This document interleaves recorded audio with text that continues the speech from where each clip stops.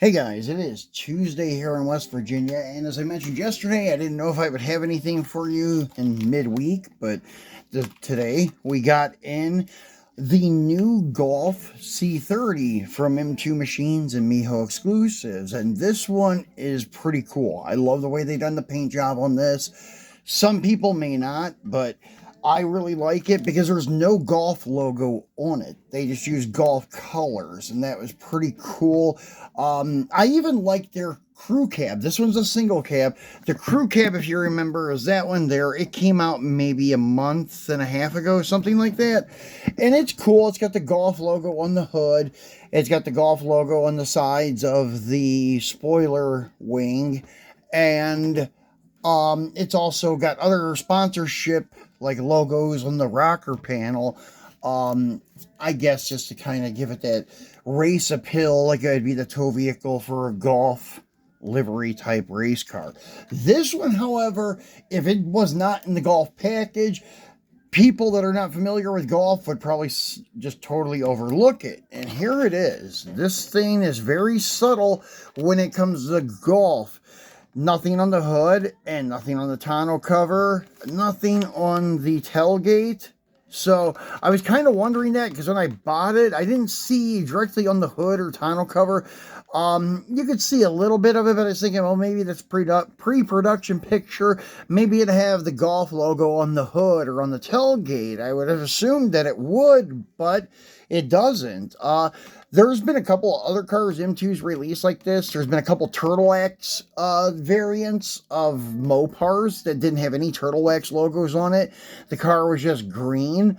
And I think one that was green had a Turtle Wax logo on the window, and that was all. So these are really cool when they just do the company colors instead of like brandishing it with hundreds of different logos and names all over it like they do sometimes with the Coca-Cola stuff. Like on every part of the vehicle you see Coca-Cola on the quarter panels, on the hood, on the roof, everywhere.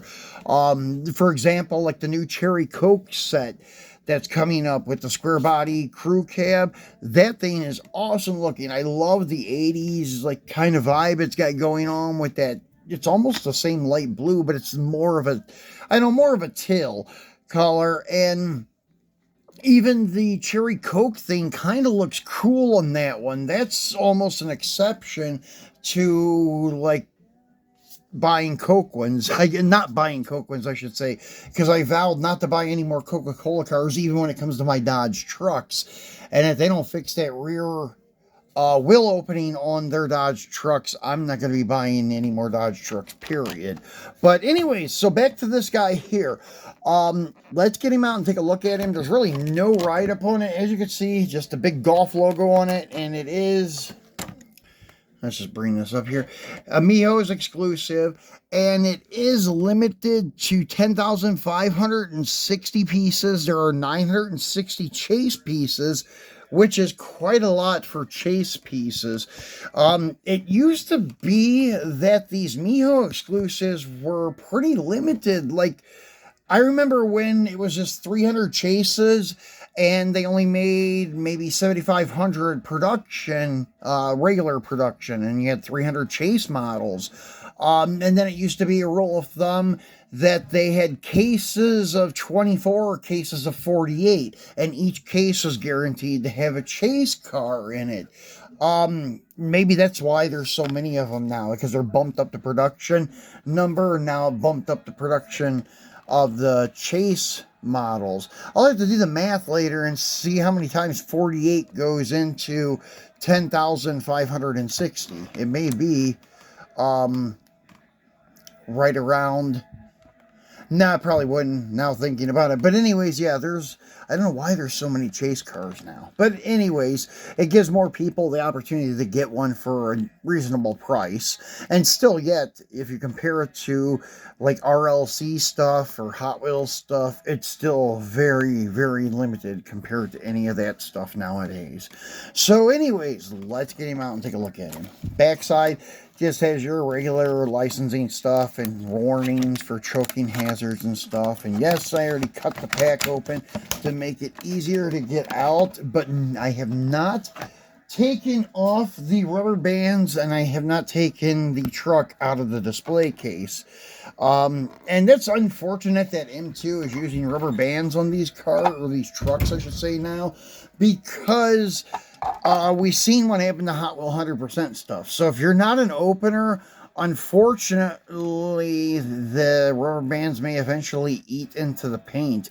I've actually seen them already start destroying the silver trim that's painted around the wheel openings on some vehicles. I know the Super Convention lavender with the dark purple crew cab with the camper shell on it, that one has a lot of issues with paint coming off the dark purple tampo around the rear wheel opening because of the rubber bands. So yeah, unfortunately, I don't know how else they would keep the caps and stuff on these vehicles, but I'll wait and try to cut that after we get it off the stand. But yeah, so I don't know how else they would hold those items on unless they pack it with a special piece of like PVC plastic like they do their funny cars to keep the body open somewhat. They could do that. That's even what RLC does to keep some of their vehicles in place inside the display cases. They're not even screwed down. They just have them where they have the plastic holding them in place.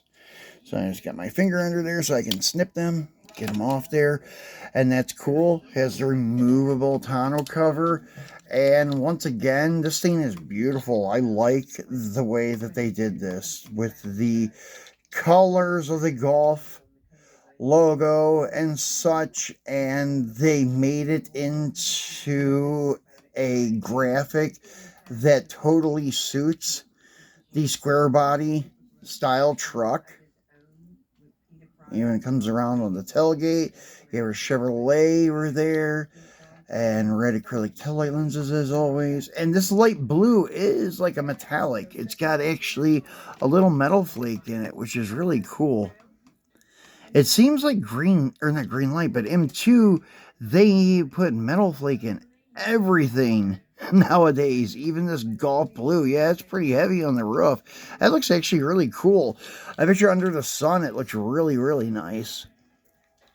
It's got my favorite wheels on it too. The oversized semi-style wheels for the Chevy. And it's, actually they did take time and make the engine a little more detailed than what they have been doing for the mass-produced stuff on, or not on, but in Walmart, and other stores. But then again, thinking about it, these are more mass-produced than the stuff that goes to Walmart, because like the trucks in the Auto Hauler series, they're only like 9,600, something like that, and the motors are undetailed and a lot of times the same color as the interior. So if the interior was, say, beige, the engine would be beige. So it's pretty bad, the lack of detail that they're doing now with the motor compartments on these M2 trucks. But that I can fix. The one thing that I hate, and this goes back to their Dodge trucks, that rear wheel opening, the mold that they're using is getting worse and worse, and nobody has taken heed to my warning. I haven't seen M2 respond to any of my comments about it. I tried to tell them, I've done videos on it, but it's just going to continually get worse. Like that Pennzoil Dodge truck that just came out, I don't know, a couple of weeks ago, the model kit. Even the Rawls, if you look at them, the Rawls have warped rear wheel openings. It's bad. So they need to fix that. But this truck, however, it's still going good. Mold's still good. The wheel openings and everything's perfect on this one. And the only thing I have to complain about on this one is that it should have a metal base and not a plastic base for the prices that we pay for these things. And it's not very durable. If you pulled really hard on each end and pulled down, you would snap this thing right in half. So it is not very rigid. But it is a great looking truck. So, and not many people are going to do that unless your kids get a hold of your collection and start playing with it. Then it could happen. I've also had a couple that split in half during shipping, the way USPS throws things around. The Coca-Cola set that had the crew cab and the single cab, I got two sets from one person, and on the way here, both sets, the single cab broke in half. So it was kind of sad, but I was able to glue them back together, but they were still a little bit brittle, and so you had to be careful with them. So that's it for our unboxing on this guy. I hope you enjoyed it. There's another look at the grill. I don't know if I give you enough time on the grill area to see it. Very nicely done. And then under the hood, we took a look at. Yeah, this one is actually very well done. The dark tinted windows look pretty good. Sometimes though, the window tint that they use has some issues, like my pink, flamed single cab that I got from them for the club piece. I actually put clear windows in it because the tinted windows were so blotchy, it looked bad. I had to change out the windows in it.